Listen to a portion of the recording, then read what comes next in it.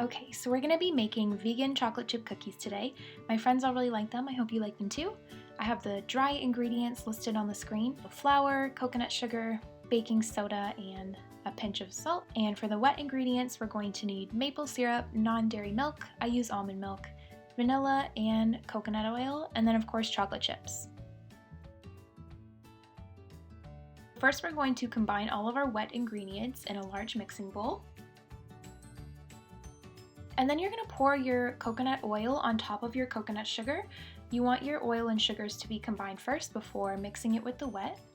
So now I'm combining that coconut sugar and coconut oil mixture back in with the other wet ingredients and whisking it up till it's smooth. Moving that aside, you're going to combine your dry ingredients. Minus the salt, we're going to add that in a second. We're going to mix that with our hands and pour half of it on top of the wet mixture and whisk it. It's a really crumbly dough, so we don't want to combine everything all at once.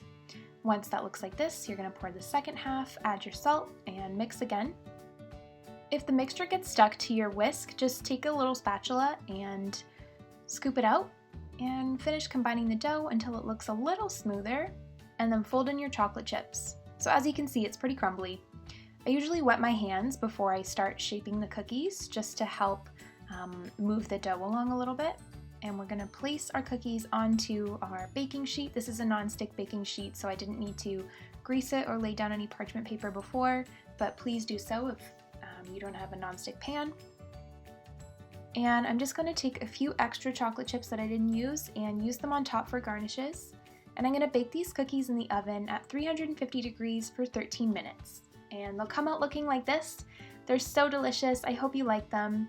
I hope you try them. Let me know if you do. I hope you're staying inside. I hope you're staying safe and healthy. And that's it. Have a good day.